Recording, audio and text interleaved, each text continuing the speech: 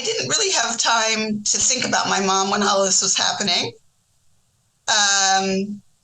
So Mom's building is a 3-story center on the edge of town, and the staff is competent and engaging.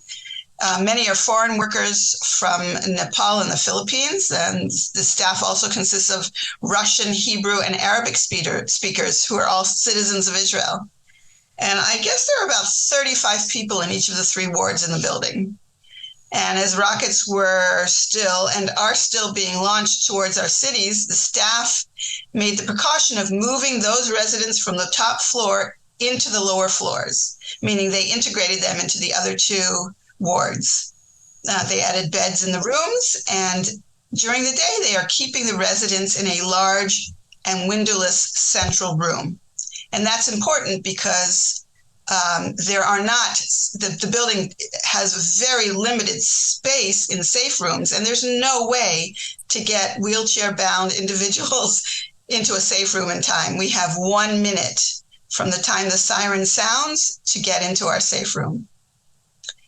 And the fact that this is a windowless room and not on the top floor means that there's added protection so that if any glass shatters from these booms, they will not be hurt.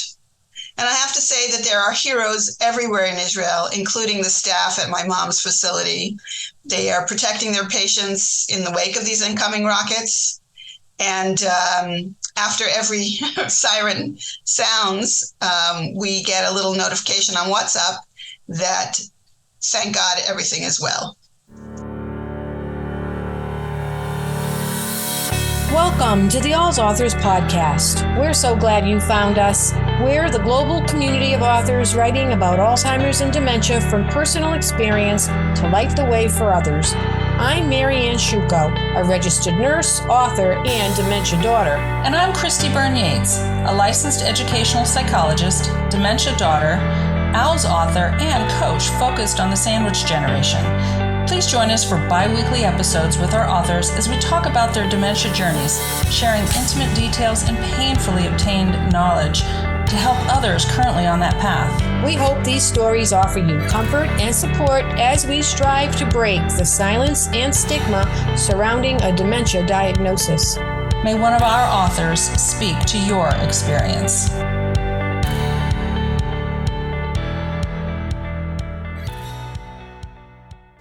This is the Whole Care Network.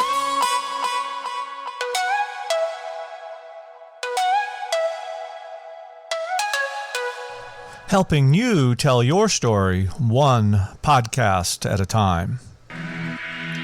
Content presented in the following podcast is for information purposes only. Views and opinions expressed in this podcast are solely those of the host and guest and may not represent the views and opinions of the Whole Care Network. Always consult with your physician for any medical advice, and always consult with your attorney for any legal advice. And thank you for listening to the Whole Care Network.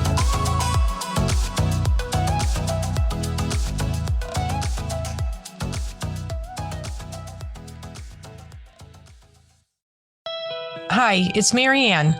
November is both National Caregiver Appreciation Month and National Alzheimer's Month. In honor of these important recognitions, we have 2 gifts to offer you. The first is a limited number of audiobooks of our first anthology, Alzheimer's and Dementia Caregiving Stories. 58 authors share their inspiring personal experiences. This is a collection of the first year's posts on our blog, which will immerse you in a world of writing about Alzheimer's and dementia gathered by our management team, who work tirelessly to find and vet resources, memoir, novels, nonfiction, poetry, children's books, blogs, and more, to give those living with dementia a trusted place to find the support and knowledge they need. If audiobooks aren't your thing, the book is also available in ebook. To get your copy, email alzauthors@gmail.com. That's ALZ authors@gmail.com. We're also offering a free copy of our caregiver tip sheet, 13 helpful tips for the long distance caregiver, compiled through my own personal experience. The link to download this helpful guide is in the show notes. As always, we thank you for supporting our podcast. Remember, you are not alone.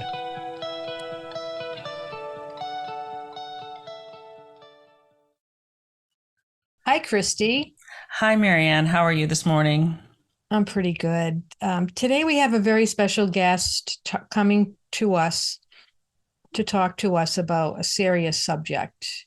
Miriam Green, who is the author of The Lost Kitchen, Reflections and Recipes from an Alzheimer's Caregiver, which she wrote from her experience caring for her mother, who has Alzheimer's, and their family lives in Israel. Yeah. They live in an area called Beersheba, and it's about 30 miles from Gaza, and they have been severely impacted by the events of October 7th. And she's here today to talk to us about what it's like living in a war zone and having a loved one with Alzheimer's also, and being on an Alzheimer's journey at the same time. Yeah. I feel really grateful that she's interested and willing to talk to us about her experience. And I think what we're hearing is a very human story. And I want to make sure our listeners know we're not taking sides in this conflict. If we are grateful to have Miriam as our one of our AlzAuthors, and I believe her father's also an AlzAuthor. He is.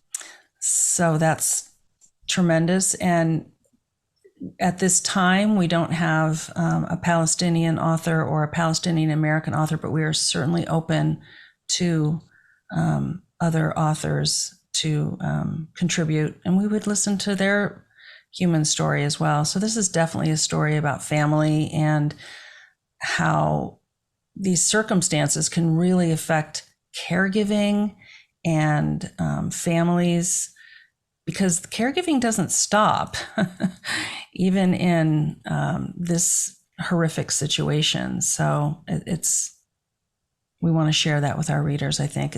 What would you say about that, Marianne?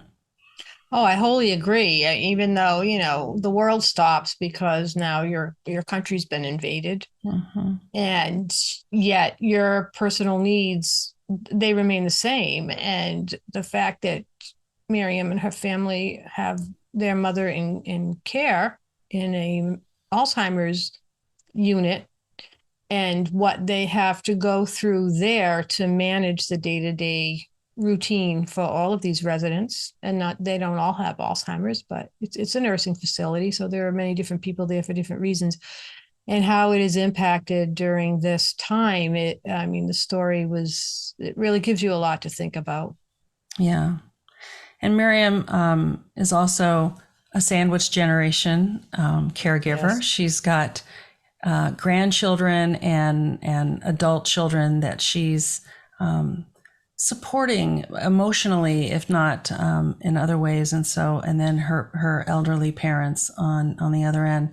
So I certainly appreciate hearing from a caregiver who can talk about all those different dynamics that are going on for them and how this shapes their daily life. So I think this will be good for our listeners to hear. And we hope that everyone realizes we're offering this in the spirit of humanity and caregiving and all that it entails. Yep. Sharing our stories makes us strong. That's right. That's right. Yeah. And I want to encourage our listeners to consider purchasing the books written by Miriam Green, which is The Lost Kitchen, Reflections and Recipes from an Alzheimer's Caregiver, and her father, Jack Cohen, who wrote about his caregiving journey with his wife in his memoir called Life on Planet Alz. They can be found in the AlzAuthor's bookstore, and you can find the links to the blog posts on our site from both Miriam and Jack in the show notes. That's great. Thank you. Awesome. All right. Let's get started. Yep. Hi, Miriam. Welcome to the AlzAuthors podcast. We are so happy to have you here with us today, although we are meeting under very difficult circumstances, and we appreciate you taking time out of your life and you're away from your family to talk to us and to let our listeners know what is happening with you and your family during this wartime. So thank you very much for being here today. Yes, thank you.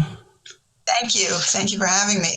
I want to say as a caveat that if a siren goes off here in Beersheba, where I am located, I am going to go into my safe room and I will take my phone and try and connect to you through my phone. The last siren we had was on Saturday, so who knows? That's part of what terror is that you do not know when it's going to strike. So let me sort of set the scene for you. October 6th was a Friday, very regular day. It was the end of a monthly cycle of holidays in Israel. I live in Beersheba, which is sort of the navel of the of the country in the south, in the Negev desert. And I had gone on that Friday to visit my mom. She lives in a nursing home in an Alzheimer's ward there. And we had our usual conversation. She loves to talk. She's had Alzheimer's for about, I guess, almost going into the 14th year. So it's been a long time. And I went home, and it was Shabbat, and it was the holiday of what we call Simchat Torah, which is when we finish reading the whole 5 books of Moses and then start again. And just to set the scene, Israel is about the size of New Jersey, with a population of about 9.5 million people. And where I live in Beersheba, we are about 30 miles from the border with Gaza, not a very long distance. For years and years, we have had occasional rockets launched at our city by Hamas terrorists who have openly stated that they want to destroy Israel. And we have complacently lived with that threat. We've built safe rooms in our houses that are reinforced concrete and can withstand a rocket blast. And we've also used technology to enhance our security. We have an Iron Dome anti-rocket system that is capable of exploding most of those enemy rockets before they hit their civilian targets. So we feel pretty safe. But on October 7th, we all knew something wasn't right when the sirens and the booms of rockets falling and exploding just would not stop. It was Shabbat, which means that for me as a religious Jew, I connect from all electrical devices, and I spend time in the synagogue and with my family, and it's a very family-oriented time. So all these booms were coming in, and we were in our safe room, and I keep a phone on in the house because my dad lives down the street from me, and I never know if he's going to need me, as he has in the past. And the next telltale sign that something was wrong was when my phone started buzzing and beeping nonstop. And it was my daughter, who at that time was living in LA. And realizing that she was extremely, extremely worried, I sent a quick note, a quick text that we were fine, but she didn't stop calling. And so I answered. By this time, my husband, Jeff, had already gone to synagogue. And Leora relayed, my daughter, she relayed these details that we didn't understand at the time. But she said, stay inside. Lock your doors. Terrorists have infiltrated Israel. What we didn't know, and what we learned later, was that almost more than 2,000 Hamas terrorists entered our country. They decimated our defenses, and they brutally killed and raped and burned and disfigured more than 1,200 civilians. And I share this because I just want you to understand the gruesome details. I heard today a terrible graphic detail that there were women so misshapen from the tortures and rapes that they endured that their bodies did not fit in caskets. They killed children and pregnant women, the elderly, and more than 240 young people who had gathered for an all-night music festival. And they took hostages, more than 200 people, including babies as young as 9 months. And these individuals have not been seen or heard from for more than a month, including my friend Judy Weinstein-Haggai, who is a soft-spoken lover of haiku, and she's in her 70s, and she and her husband are now missing. I guess I would compare it to the vulnerability that Americans felt after 9/11, the horror, the rage, the depression, the grief. These are the emotions that Israelis are feeling. Our lives were irreparably changed by these events. And like most of the people in my country, I am not okay, and I don't know when I will be okay. That's so much. It's very, I have no words. I'm so sorry. Thank you. That means a lot. Yeah, and we're not going to go into politics. So I didn't really have time to think about my mom when all this was happening. So Mom's building is a 3-story center on the edge of town, and the staff is competent and engaging. Many are foreign workers from Nepal and the Philippines, and the staff also consists of Russian, Hebrew, and Arabic speakers who are all citizens of Israel. And I guess there are about 35 people in each of the 3 wards in the building. And as rockets were still and are still being launched towards our cities, the staff made the precaution of moving those residents from the top floor into the lower floors, meaning they integrated them into the other 2 wards. They added beds in the rooms, and during the day, they are keeping the residents in a large and windowless central room. And that's important because there are not, the building has very limited space in safe rooms, and there's no way to get wheelchair-bound individuals into a safe room in time. We have 1 minute from the time the siren sounds to get into our safe room. And the fact that this is a windowless room and not on the top floor means that there's added protection so that if any glass shatters from these booms, they will not be hurt. And I have to say that there are heroes everywhere in Israel, including the staff at my mom's facility. They are protecting their patients in the wake of these incoming rockets.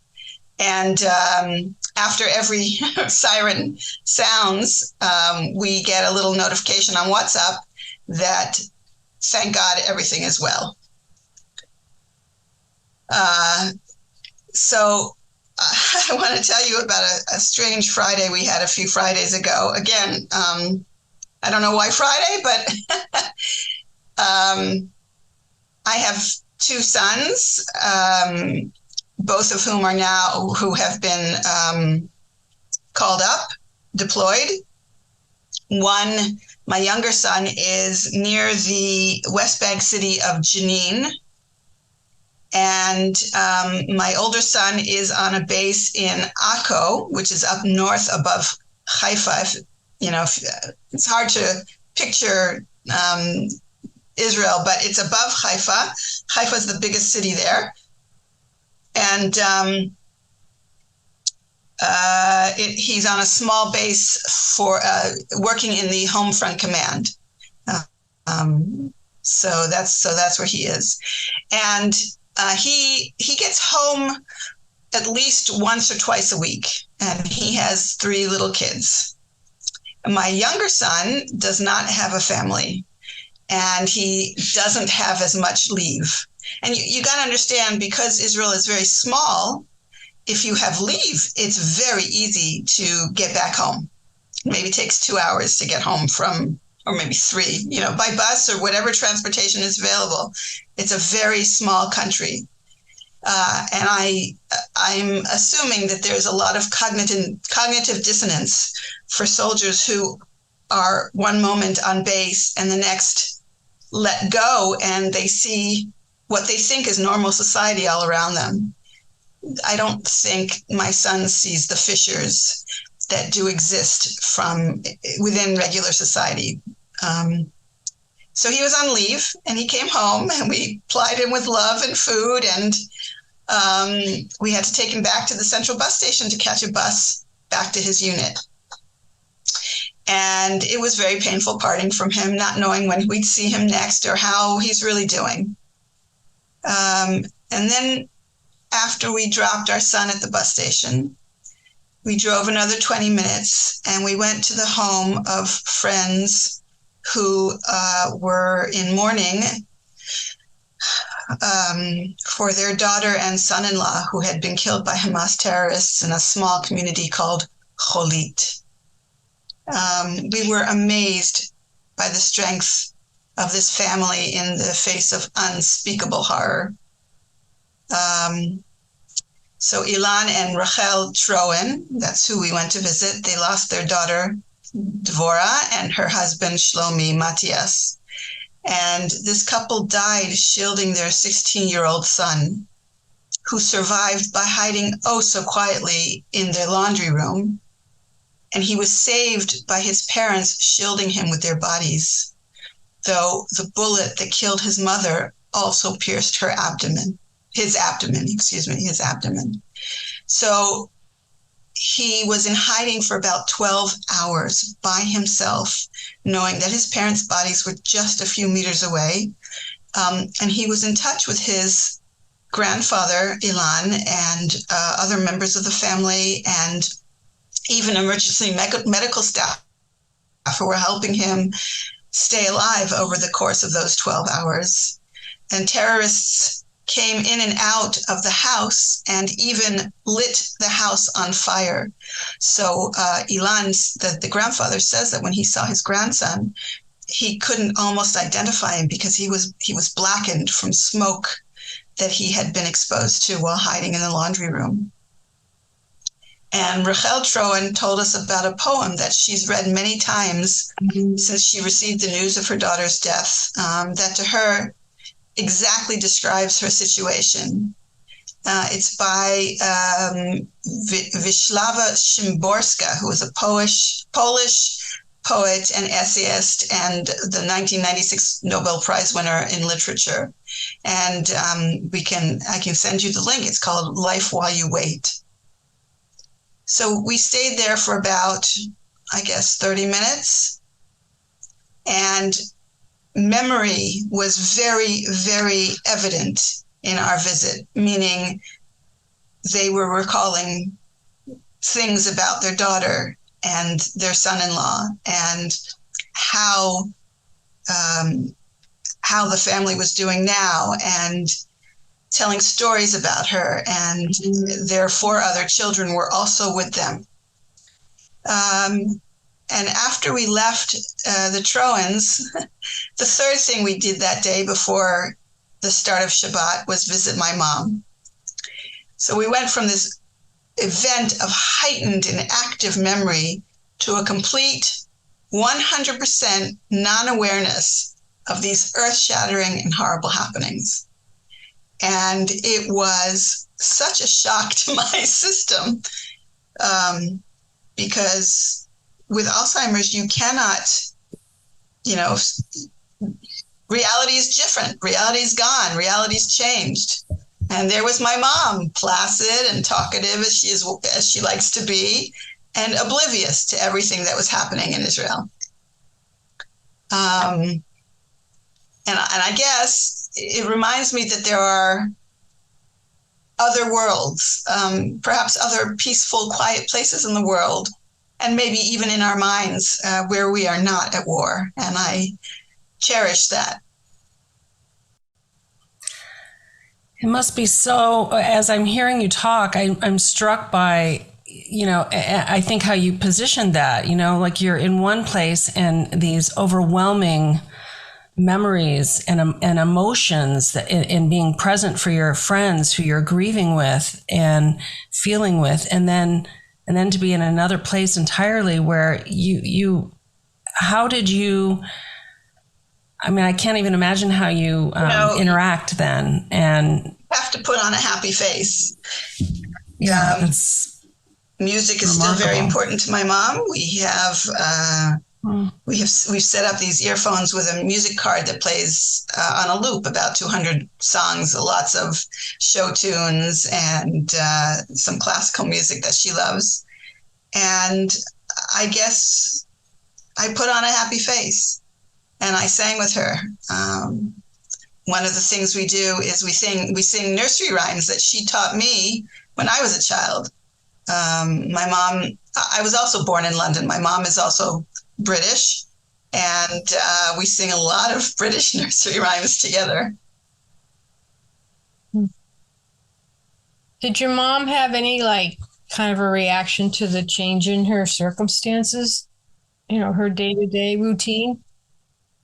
The staff has gone out of their way to, first of all, incorporate the other individuals into their daily routines.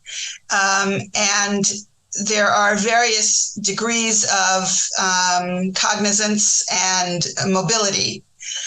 And there have been volunteers coming in and singing songs with them, and clowns, and sort of, I guess, for those who really do understand what's going on, to raise their spirits. But it's helped my mom too. And she has enjoyed seeing all these different activities before her. Have there been any disruptions as far as the staff being adequate to meet their needs, or with food or medical supplies or anything like that?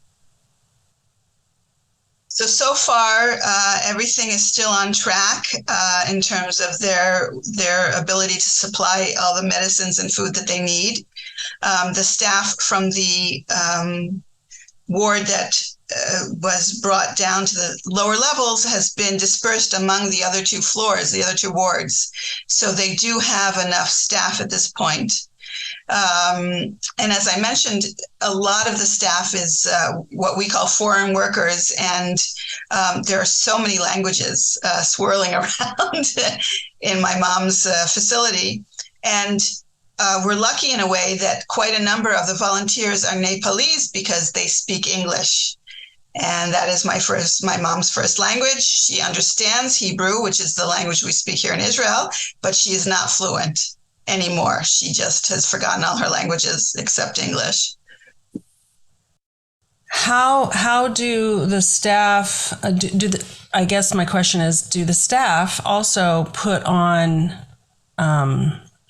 or refrain from discussing current events amongst themselves such that residents could hear or pick up on that energy of this horrific situation? Do you know what I mean? I feel like sometimes people, even if they're not, we feel like they're not cognitively aware or with us in our reality, but they can sense our energy of being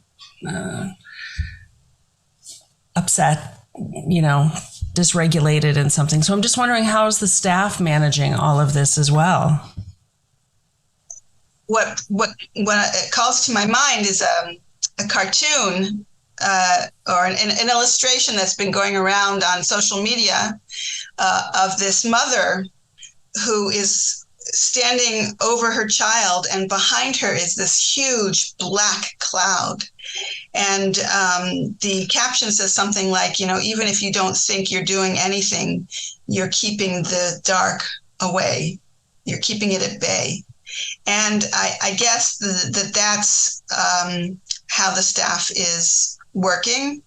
I haven't seen any disruptions. Between my father and I, or my father and me, we are there twice or three times a week. And it seems to me that the staff is functioning properly and taking care of their patients as they need to.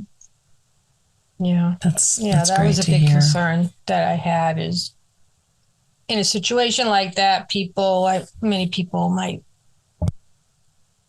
think of their own needs or their own families and leave or abandon the residents.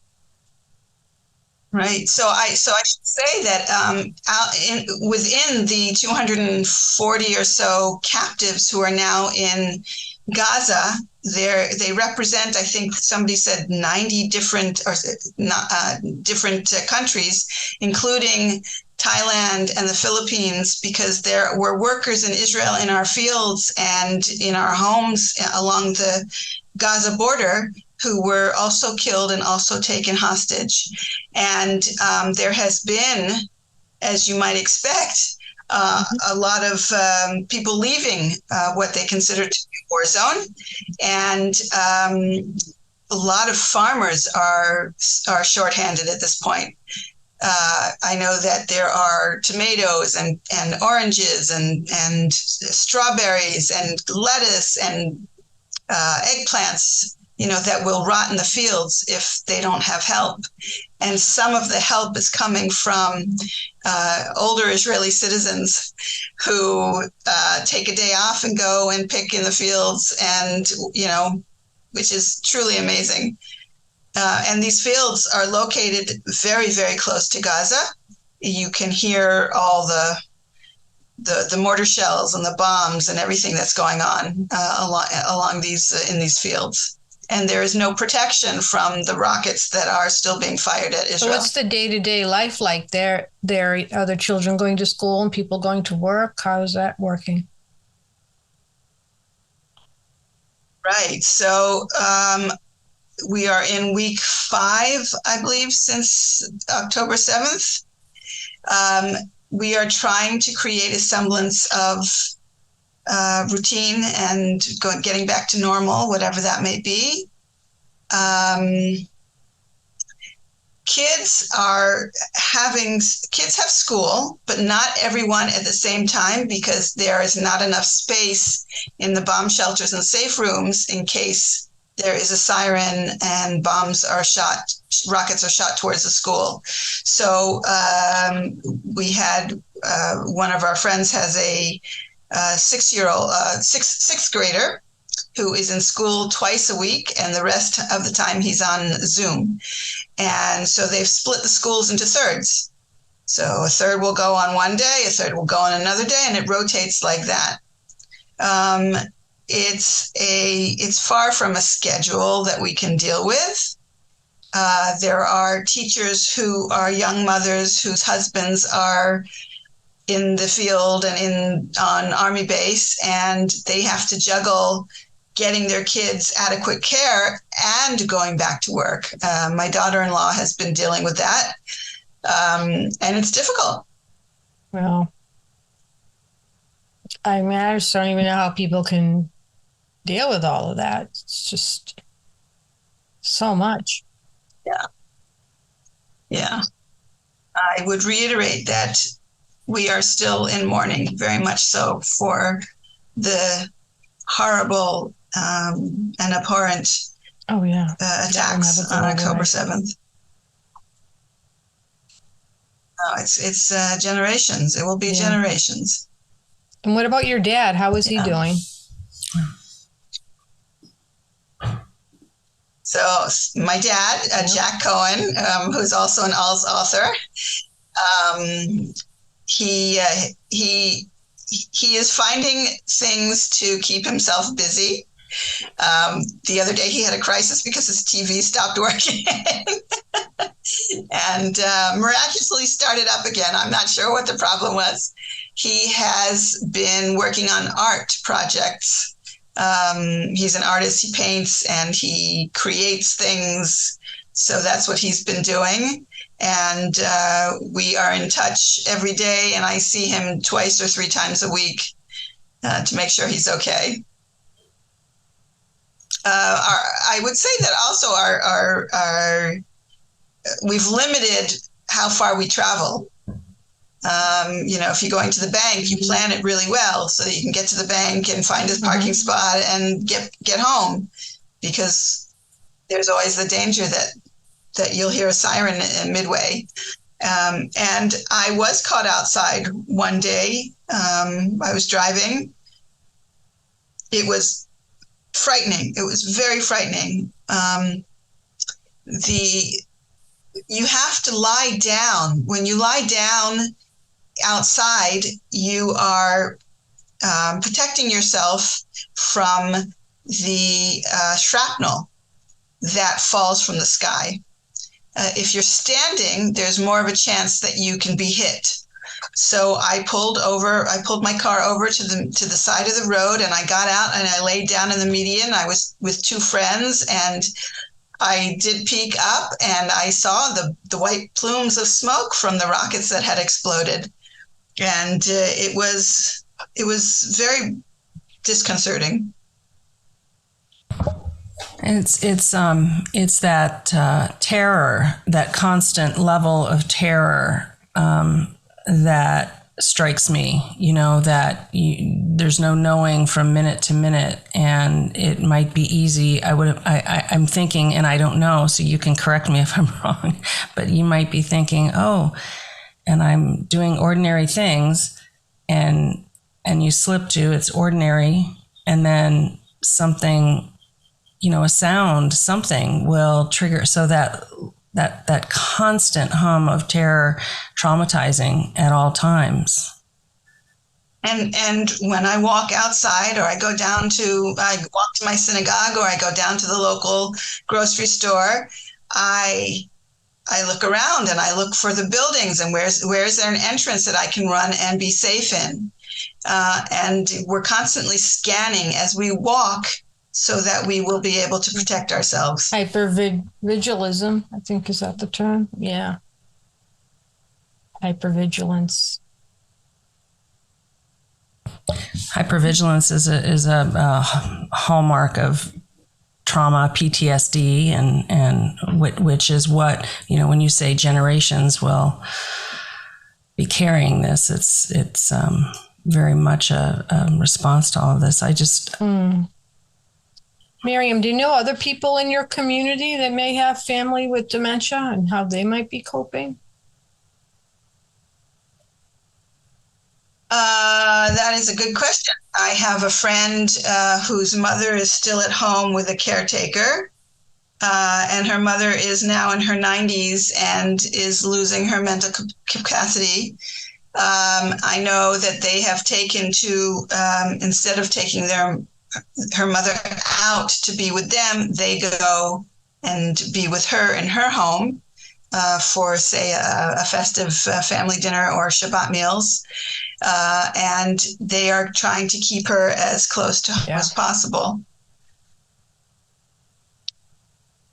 Yeah, and again, that kind of what you were describing in the nursing home, that normal is trying to be as normalized as possible, because, and as you said, there's people, if I understood you correctly, there are people in the nursing home some who have dementia and many who don't, right? Is that it's like a lot of different kinds of maladies or conditions that people are living with. And so there's just so much there that I think could be so difficult for people and then for you all as family members to contend with, right? I think there's our loved one, the person that we care about and what's going on for them.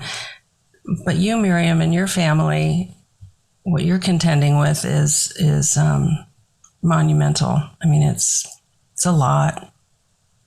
And then you have your sons that are serving in the military to be concerned with them. How is that going? Yeah. So here's an image that is seared in my mind from October 7th. And that is that my son, my youngest, was in Jerusalem with his friends. Jerusalem is probably about 2 hours away from us by car, and it's far. It's quite far from Beersheba, where I live. And again, we knew something was happening. My husband had come home from synagogue, where very few people had shown up. And we were sitting around our table eating a festive meal for lunch. And my son walked in the door. Now, on Shabbat, we do not drive. We do not use the phone. We don't do these things, not because, well, we find it creates an atmosphere of holiness for the day, and it is sanctified time, and that's part of it. And we cut ourselves off a little bit from the rest of the world so that we can enhance our spirituality. And if my son is walking in the door, that means he drove on Shabbat. He came in with 2 other friends, and within 5 minutes, we had helped him pack up what he needed, including as much food as he could carry, and he was out the door. And the vision of his head popping into my house when he shouldn't be there is always going to be with me. Right. Yeah. And how old is he? Mm-hmm. He is 24. Wow.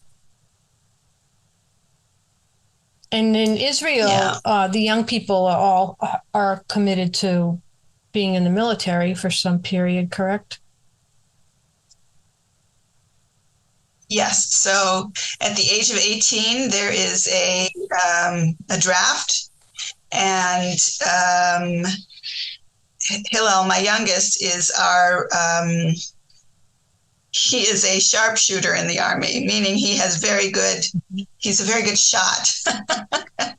And he has a special gun that he has to take with him everywhere he goes.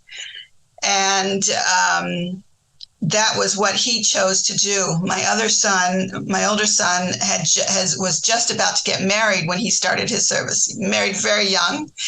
And he went into the military police and worked on computers for his time. So there were a wide range of jobs. My daughter, when she was in the Army, was a non-commissioned officer in charge of soldiers' rights. And she would help soldiers who needed extra support to file the paperwork to get that support in the Army. So there's a wide range of jobs that you can do in the Army, and there's also something called national service, which is a different option if you do not want to be in the military. And so our combat soldier had, I think it was 2 years and 9 months of obligatory service. Mm-hmm. And this is his first time going into the reserves, so he's not on call. And he says that in his group he now has people who are 40 years old and people who are 20 years old, and everyone in between, and they have to integrate as a unit now, which is different from when he served and everyone was the same age. Right. Very different. It's like just a whole different mindset for so many people with different lifestyles and levels of experience and knowledge. Wow. Yeah.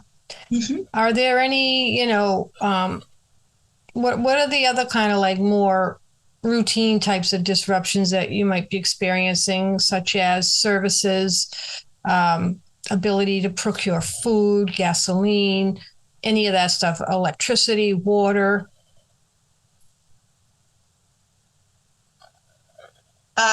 We are so far so good, fine in this country. I think that what happens in the fields and whether there's enough crops being collected and picked is going to have an influence on what we will be eating in the winter. It is not immediate. It is not like the citizens of Gaza who are evacuating to the south of their strip of land. It is very different from that. Yeah. And I know those images are painful to see, and I know that they're on national TV on a nightly basis. Yes, I see that, and I wonder, like when the war erupted in Ukraine, and I had the same thoughts of families who might have a loved one at home or even in care, and they would have to decide if they were going to evacuate, and the reality would be that they would not be able to bring that person with them. So I know there's an organization here in Israel called Shavim, which means equality, and they advocate for helping young people living with disabilities to learn a trade in the media. And they have created what they're calling the Purple War Room, where they are fielding questions from people with disabilities who are living in Israel about how to get to a safe room, and families that can't leave their homes because of their disabled youngsters, and receiving assistance, somebody bringing them groceries, somebody bringing them the medicines that they need so that they do not have to leave their homes. So that is definitely going on all over the country. There has been a really amazing uprising of support and volunteerism on a national level. My volunteerism is at our local zoo, and animals need to eat too. So at the very beginning of the war, there was a skeleton staff, and my friend and I were in the kitchen putting together the food for the birds and the lions and the cheetahs and the monkeys and whatever it was. So that actually gave me quite a bit of comfort to be able to do something for somebody else in a time of great need. Yeah. I think that's so universal, I think, and that's great to hear that you have that outlet. Being able to be of service somehow. Getting back to that poem that you mentioned, did you read it? Do you have it? I do. I'd love to hear it. I do have it. Okay. It's called Life While You Wait. And again, it's by Wisława Szymborska. Mm-hmm. She was a Polish poet. Life While You Wait. Performance without rehearsal, body without alterations, head without premeditation. I know nothing of the role I play. I only know it's mine. I can't exchange it. I have to guess on the spot just what this play's all about. Ill prepared for the privilege of living, I can barely keep up with the pace that the action demands. I improvise, although I loathe improvisation. I trip at every step over my own ignorance. I can't conceal my hayseed manners. My instincts are for happy histrionics. Stage fright makes excuses for me, which humiliate me more.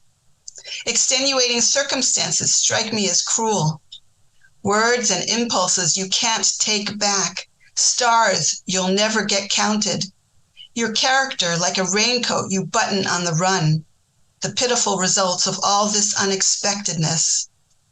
If only I could just rehearse one Wednesday in advance, or repeat a single Thursday that has passed. But here comes Friday with a script I haven't seen. Is it fair, I ask, my voice a little hoarse, since I couldn't even clear my throat off stage. You'd be wrong to think that it's just a slapdash quiz taken in makeshift accommodations. Oh no, I'm standing on the set, and I see how strong it is. The props are surprisingly precise. The machine rotating the stage has been around even longer. The farthest galaxies have been turned on. Oh no, there's no question. This must be the premiere. And whatever I do will become forever what I've done. Poignant. Yeah, and this poem was given to us by Rachel Troen, and she said that it has comforted her in this time of losing her daughter. Yeah, it's just, when you see things on television and news and all of that, it's one thing, but when it's somebody that you might have a connection with, it makes it so much more real. So thank you for sharing all of that. A friend told me about an interview she saw with a Holocaust survivor here in Israel, who said that if he had to compare the idea of losing 6 million of Jews versus 1,200, it is worse to lose 1,200 because it is a smaller number and you can attach names and faces and places to them, and it is just overwhelming, the memory. It's so personal and close. Yeah. Was there anything else that you wanted to let us know about or tell our listeners? No, I hope you got a little bit of a picture of what's happening here and how we're feeling here in Israel. Amidst all this tragedy, I still am taking care of my mom as best we can. So even though everything feels like it's changed, there are still some aspects of life that are ongoing no matter what happens around us. Right. Yeah. How often do you get to see your mom? So I see her about once a week.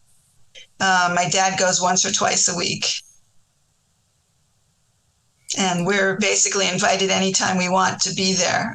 We both end up liking to go in the mornings, but it doesn't really matter too much to the staff. Mm-hmm. Is that about the same amount of time you spent with her previous to October 7th? Yeah. Yeah.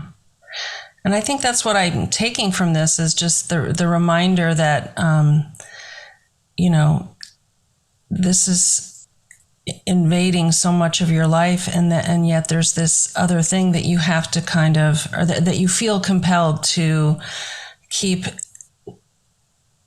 as normal as possible for her well-being. Miriam, is that hard for you, or does that provide anything for you to do that? So I would say that, being part of the sandwich generation, my mom is on one side and my son and his kids are on the other. And because my son is on base 4 days and then off for 2 and then back on base for 4, my husband and I have been traveling up to help out with my daughter, my daughter-in-law juggling 3 kids in the mornings and the evenings when it's the most difficult. And I think that being with the kids has really done a lot for me. We turn off our phones. We concentrate on them. And that it's beautiful. It's really beautiful. So that, I think, is a comfort. Yeah. Thank you. Thank you for sharing. Yeah. Thank you so much for finding time to share your story and to let our listeners know what's going on and how it impacts you, and to share the story of your mom and the dementia journey, which is difficult enough, let alone trying to manage it under these circumstances, which are just brutal. And I hope it stops. Amen. Thank you. Thank you very much, Miriam.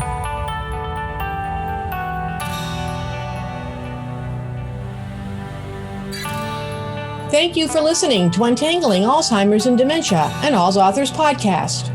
For more details on this episode, please see the show notes. If you enjoyed the podcast, please leave a review and subscribe to it on whichever platform you use to listen to your favorite podcasts.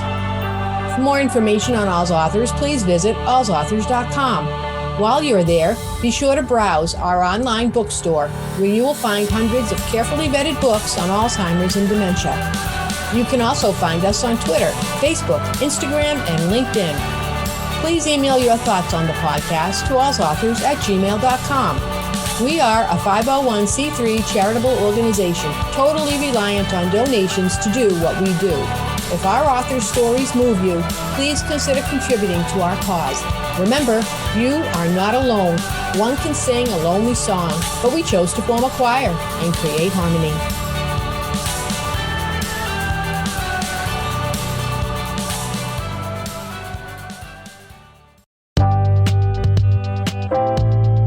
Hi, I'm Susan of AlzAuthors. When I was a caregiver for my mother with dementia, resources to educate and offer support were hard to come by.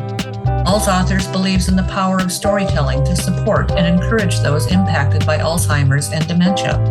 Custom Caregiver Collections is a customized collection of memoirs, novels, caregiver guides, children's books, and more. This collection of well-vetted books comes displayed in a beautifully crafted wooden tabletop bookshelf with AlzAuthors branding. Custom Caregiver Collections supports our goal of bringing real books to real people in real places and are perfectly suited for senior care communities, senior centers, doctors' offices, memory cafes, and professional or personal libraries. If you or your organization is interested in ordering or building a custom caregiver collection, we can guide you through choices of books written in many categories to support your needs. Want to build your own book collection? Contact us at alzauthors.com/ccc to get started.